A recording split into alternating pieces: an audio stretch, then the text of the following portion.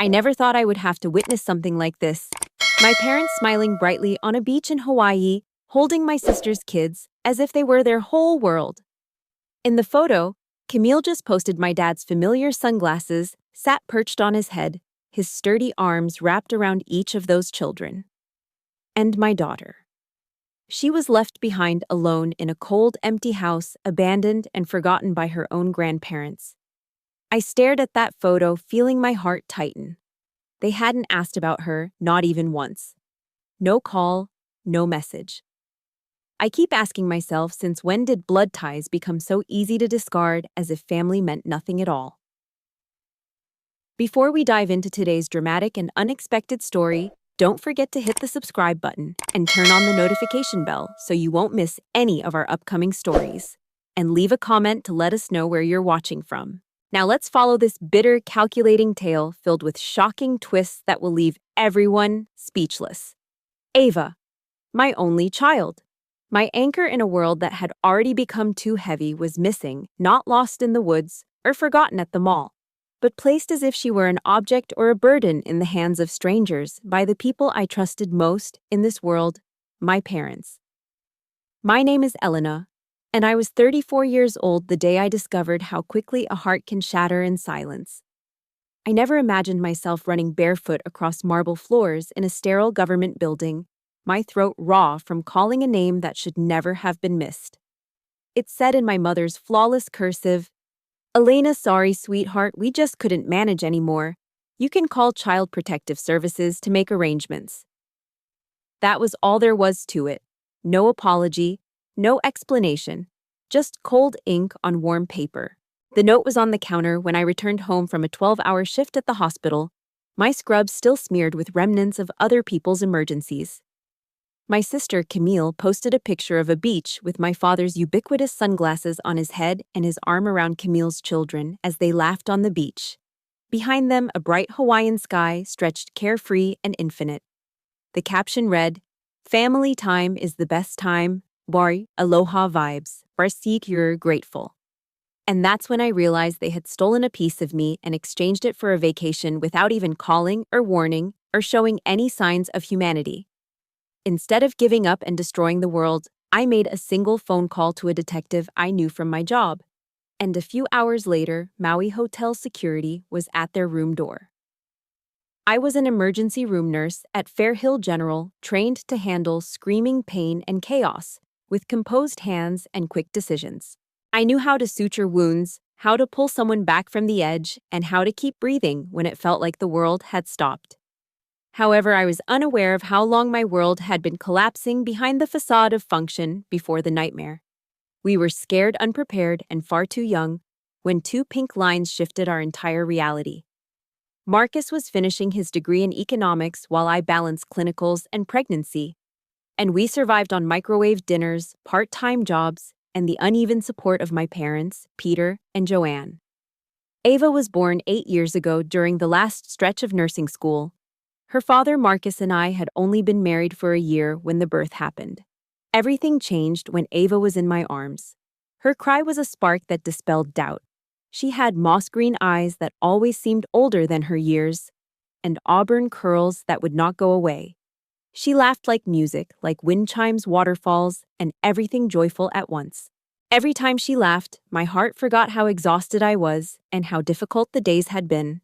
Sunday waffles with blueberries, whispered stories, even if my shift ended after midnight, and our Courage Talks, a custom in which we each mentioned one thing that worried us that day, since recognizing fear made it smaller, more manageable, and more human. Were just a few of the little holy rituals we established. His business trips became more frequent, his phone became more secretive. His scent changed from familiar cologne to unfamiliar perfume. And when I confronted Marcus with the truth about his affair with a colleague he insisted was just a friend, but whose name was echoing in his inbox, he didn't deny it, cry or fight.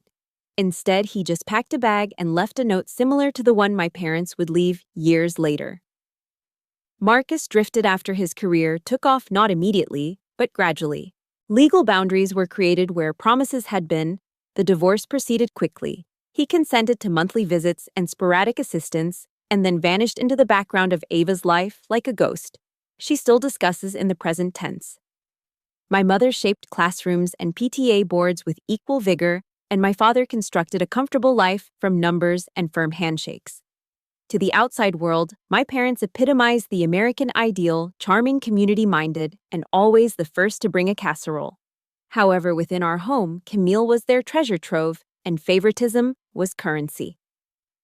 4 years, my junior Camille had exactly followed their blueprint: a prestigious university, a handsome lawyer husband, 2 incredibly photogenic kids, and a glamorous lifestyle fit for a magazine spread.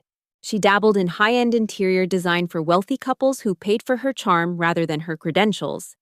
And her kids, Lucas and Isabel, were treated like royalty, while Ava was their less obedient daughter's spare. It was a series of subtle exclusions, such as giving Lucas a new gaming system, giving Ava a sticker book, and taking Ava to Isabel's ballet recital for a weekend. While Ava's piano performance earned a "maybe next time, darling, we have bridge night." After Ava was diagnosed, my mother served gluten rolls, dismissing my worries by saying, "She can have salad, can't she? There's no need to complain." I said, fighting back tears, as Ava moved lettuce about her plate in silence. "Mom, it really feels like you put more effort into Camille's kids than you do for Ava." I tried to say first gently and then more firmly.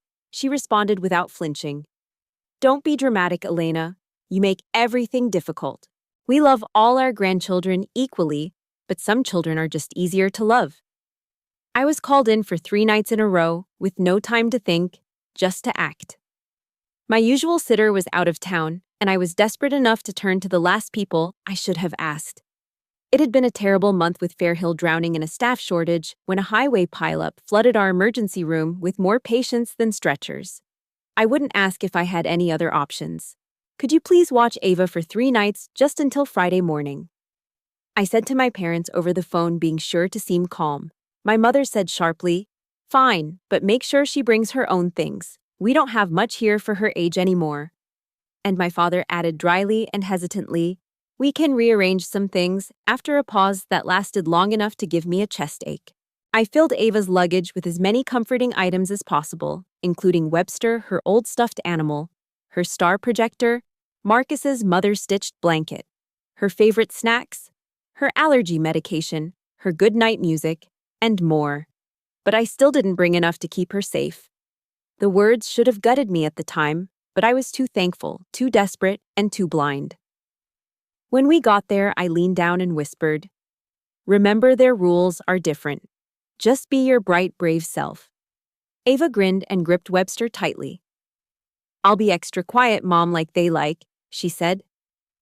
Unaware that they had already made up their minds, I kissed her 1,000 times, dropped her suitcase at the door, and left her in their care.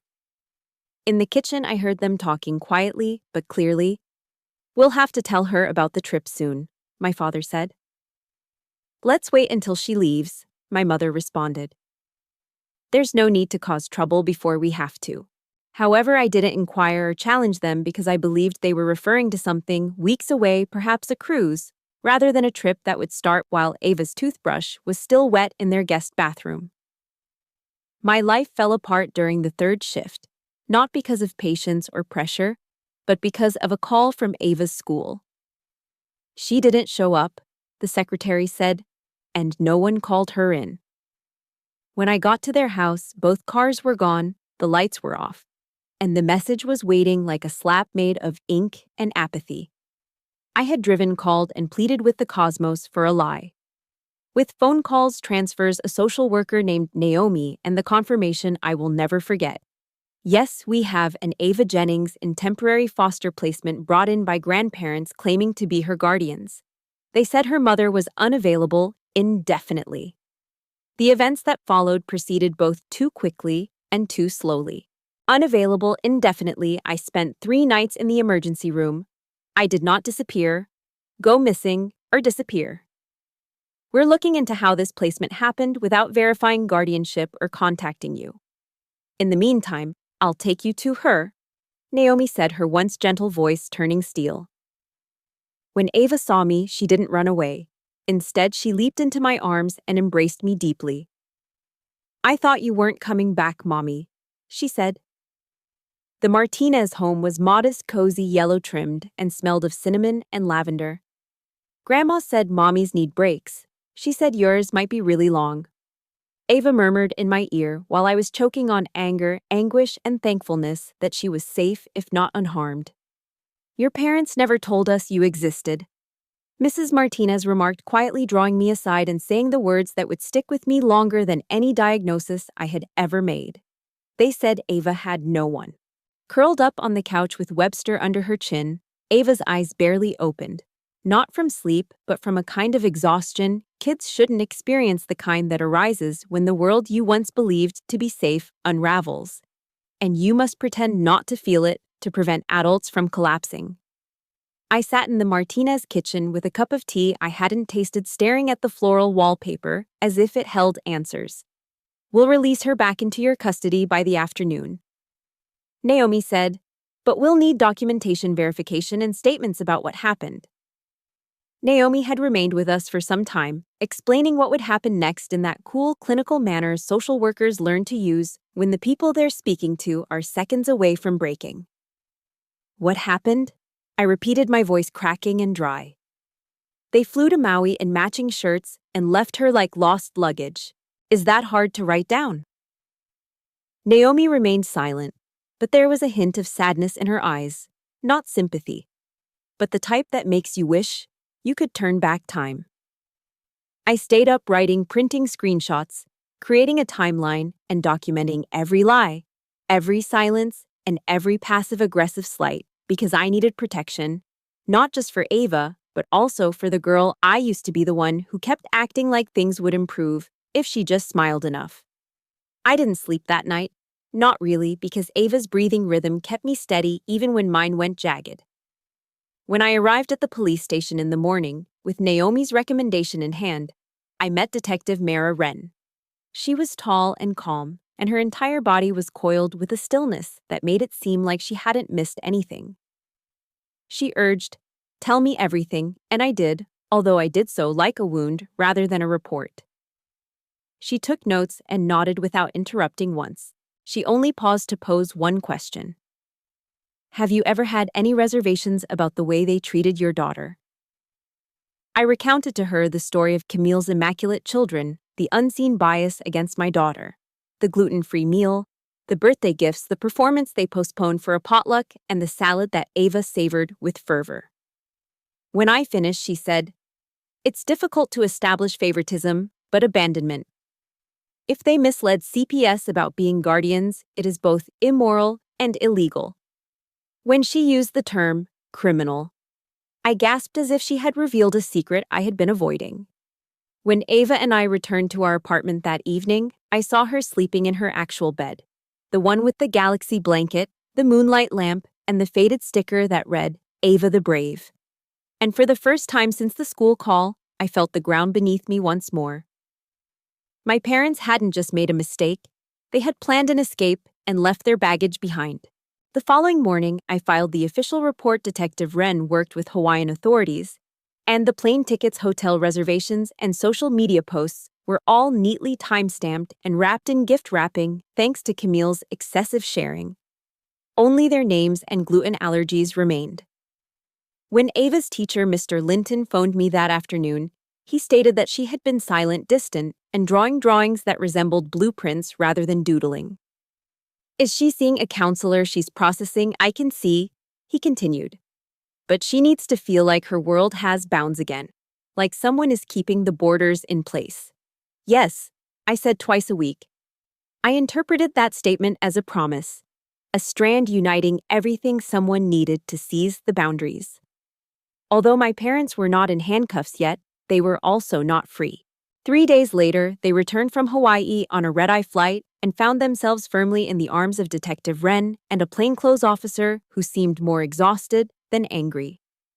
When the officer knocked on my door to give me the update, Ava was in the living room constructing constellations out of Legos.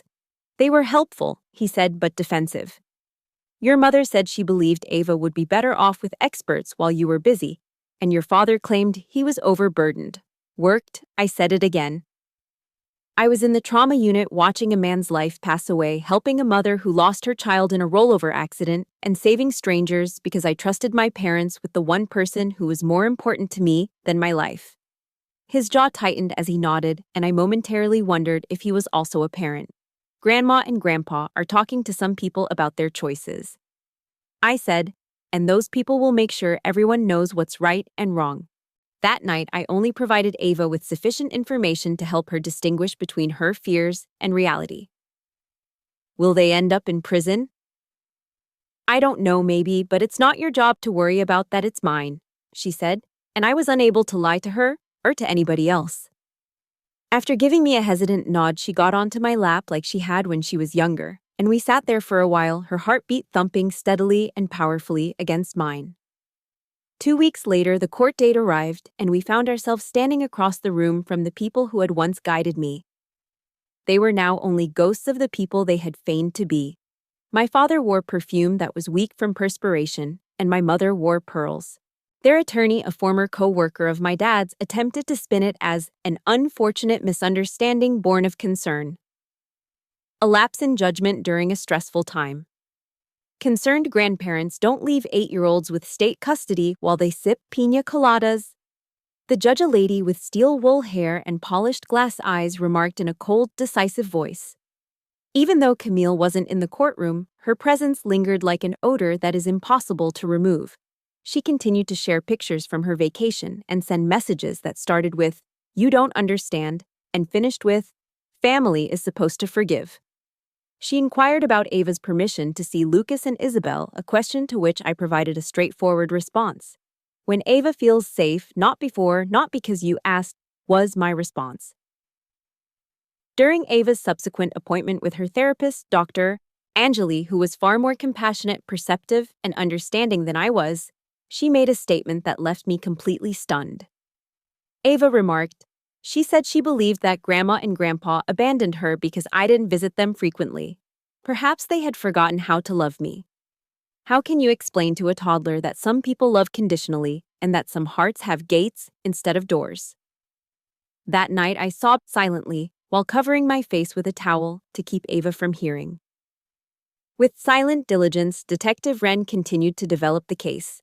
She provided me with updates in brief but courteous sentences, and she assisted me in writing the victim impact statement, which caused the judge to pause midway through and take off her glasses, not because she couldn't see, but rather because she didn't want anyone to see the tears welling up at the corners. Even if the maximum punishment was improbable, the official allegations of desertion, carelessness, and fabricating prison claims gave me a boost. I was shielding my child from a disease that people all too frequently conceal beneath politeness. I wasn't being theatrical or dreaming. Ava questioned one evening, "Will I see them again?" "Only if you want to, and only with someone safe with you," I responded after pausing. "What if I choose not to?" she inquired. I answered, "Then that's fine. Just because someone shares your name doesn't mean you have to give them a hug." After nodding, she said, "I never want to return to their house." I said, "You won't." And I meant it with all of my strength. Home is where people come back for you. She wrote atop a drawing of our living room she had done that weekend in wonky bright letters. I realized then that we had already endured the worst and were still building regardless of the court's ruling or penalties. Nor only a life, nor a house. We were creating an unchangeable truth. When Ava initially refused to enter the therapy room by herself, she clung to my arm as if the world would shatter us if she let go. Her eyes were big, not quite out of terror, but rather with the cautious optimism that kids wear when they want to. Think you won't abandon them unlike previously. I sat with her, and we worked side by side with Dr. Angeli, leading us like a person escorting two passengers across a bridge that is still under construction, the sort that wobbles with every word, but holds when the truth is said gently. The previous evening, Ava drew a painting that I discovered pinned to her wall.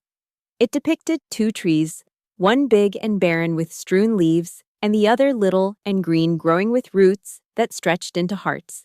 She wrote in meticulous letters, "Some trees stay even when the storm comes." I already understood what that meant, so I didn't ask aloud. Eventually, Camille contacted me, but this time she sounded somber and brittle rather than angry. Jackson has been asking questions, she said, hard ones. What kind of inquiries, I inquired, but I could infer. Camille paused before answering. He asked why Ava didn't come on the trip, if she was in trouble, if Grandma and Grandpa loved Ava less, and why no one told him she was left with strangers. I allowed our lengthy quiet to grow until it was filled with the pain she wasn't yet ready to express. What were your words to him? I inquired quietly. I assured him that she was safe now. She muttered, and that sometimes adults make poor decisions when they believe they are helping even when they aren't. It was an improvement compared to before, but it still wasn't sufficient. Not for our parents, Camille attended the next hearing for her son, who had begun to question not whether Ava would be all right, but rather whether what happened to her could happen to him. The question exposed a rift in Camille's life, a division between the love she received and the love I had to fight for. Maureen, a lady with eyes like storm clouds and a voice like sluggish water, was appointed by the state as a family liaison the same week. Her calmness made you want to confess not out of guilt, but because she made it safe. She initially saw Ava alone, and as they emerged, Ava was smiling as if she had recalled they still knew how to do it while holding a tiny clay turtle in her palm. After Ava had gone into the kitchen for a snack, Maureen said, "She's holding a lot, but she's not letting it drown her," which is rare, especially after betrayal like this. Since the term betrayal still sounded like a punch beneath my ribs, I nodded without having the confidence to speak. Their lawyer repeatedly attempted to minimize the situation, referring to it as a miscommunication, and characterizing Ava as emotionally resilient, as though this resilience implied she had not suffered any harm. The court had proceeded slowly, as courts do, but the momentum was building, the kind of quiet tide you can't see until it's at your door. My parents had entered formal pleas no contest, which meant they weren't fighting the facts, only the consequences. She can choose to do so only if she wants to, he explained, but her voice is important. The Judge Reyes, now firm but different from the previous one, asked Ava if she would be ready to write a letter to the court describing how she felt. Ava wanted to write the letter more than I had anticipated. With her favorite pen and Webster by her side, she sat at the kitchen table and wrote slowly and meticulously, as if each word had to be weighed. When she finished, she folded it once and handed it to me. She continued, "I want you to read it too." And even though I prepared myself, the words nevertheless made me feel empty. Respected Judge, I was not aware that they were abandoning me. I assumed they would simply take me to school as usual. When they transported me to the foster home, I didn't know where Mommy was. Perhaps she was in the hospital, I thought. Perhaps she didn't want me, I reasoned. Perhaps I was too loud too much, or not as wonderful as Jackson and Isabel, I thought. However, when Mommy arrived and discovered me, she said that none of those claims were accurate. She claimed that I wasn't the issue. Now that I can feel her affection again when she hugs me, I know it is genuine. I have no desire to visit my grandparents' home. I want to feel secure, that's all. Ava, I wanted to delete it all for her, but I couldn't. So I folded the paper and handed it to Maureen. I read it over and over again, each phrase seeming like a whisper from the deepest part of her that still held the echo of the abandonment. When Judge Reyes read it in court, the room was so quiet it seemed the walls were listening. My mother blinked vigorously, mascara quivering at the tip of her eyelids, and my father shuffled in his chair with his hands gripped tightly. But they didn't cry. Not yet. Not then. This child is not a line on a document or a date on a flight itinerary. She is a person who has felt the consequences of your actions in her bones, and those consequences are not erased by family titles or vacation excuses, the judge said, leaning forward and speaking in a low but plain voice. The court ordered weekly check-ins with Ava's therapist, 6 months of supervised family counseling, and a protection order that gave Ava complete control over her future. Judge Reyes decided that there could be no contact without her mother's written and verbal consent and no unsupervised visits under any circumstances. Does this mean I get to choose now? Ava said, reaching for my hand as the wind outside the courtroom was biting and carried the smell of rain and something older like recollection. Yes, you always did. but now the law now states that I told her. That week, we received a postcard from the Martinez family that included a picture of the sea and a handwritten letter from Mrs. Martinez that said, "Ava, your courage changed us too. Remember that stars shine brighter in dark places." When I tucked Ava in that night, she looked up at me with that serious stare that she had more of than most adults, and I placed the card next to her picture of a bravery tree on her wall. She remarked, "I think I'm going to be okay now." I accepted her statement as true, not because the storm had gone or that things were finished, but rather because we had figured out how to navigate it together, and the sky above us, whatever its changes, still held. Ava had resumed sleeping through the night. Not always, but enough to remind me that healing isn't always loud. Sometimes it's just the quiet return of things we thought we'd lost forever. That year, spring arrived slowly, not with warmth, but with questions and long evenings when the light lingered too late, as if it didn't want to go. She no longer muttered, "Are you coming back?" Not because she had ceased worrying, but rather because her roots were becoming more solid. Instead, she informed me, "I'll save an embrace for later," as she stood by the door with her backpack before I went to work. I took that as a barrier. Ava was making visible progress, according to Dr. Angeli, but I countered that she was making unseen progress, the type of progress you feel in your chest when you realize your kid has found her core again after everyone else has attempted to push her away from it. Every week, I sat across from them with Dr. Harmon by our sides, and every week, I saw two people who once seemed bigger than life shrink under the weight of their own decisions. The court-mandated and tense counseling sessions with my parents had started, and they were held in a warm room with soft chairs and a box of tissues that was always too close. Ava chose not to attend the first four, and she was right. My mother persistently clung to petty excuses. One afternoon, as she twisted her wedding ring, she remarked, "We thought the state would have better resources, trained people who wouldn't resent the burden." The burden. I said again, my tongue bitter. But Ava isn't a burden. She's a child. Your grandchild, my daughter, and an issue that can't be solved or dismissed. Because silence may sometimes express more than words, Dr. Harmon chose to remain silent. However, my father had begun to change, starting with little things like referring to her by name instead of the girl or the child, asking about her drawings and reading list, and even saying, "I saw a turtle the other day and thought of her," as if the little clay gift she had made in therapy had lingered with him longer than he intended. But knowing something isn't the same as experiencing it, and just because you did something wrong doesn't mean you're ready to fix it. Ava consented to a brief, organized half-hour visit under supervision at the community center following the 6th session. She took a notepad with her pages full of things she wanted to say, and some she wasn't sure she could yet. "I wrote some things down because I don't remember all my words when I'm nervous," she remarked as she sat across from them with Webster tucked under her arm and her feet off the ground. She opened the journal after both of my parents nodded quietly. She started out by saying, "You told me Mommy might not come back. Maybe she needed a long break, but Mommy always came back even when she was exhausted, even when it was dark, and even when I had a fever and cried in my sleep." Ava continued while my mother turned away, tears welling up in her eyes. "You assured me I would be safe, but I wasn't. I had to sleep in an unfamiliar bed with strangers, and I was afraid. I had to act brave because you didn't wait for Mommy to say goodbye, which wasn't fair." "You're right," my father continued. "That wasn't fair, and I'm sorry, Ava, really sorry." His voice cracked suddenly, soft, but honest. However, Ava did not nod or console him, and I was proud of her for that. I was glad that she recognized that forgiveness is about speaking the truth so that you can let go of the burden, not about making someone else feel better. She chose to conclude the visit early, and upon our arrival home, she remarked, "I don't want to go again soon, but maybe another time." "That's all right," I responded. "You just need to listen to yourself. You don't need to know yet."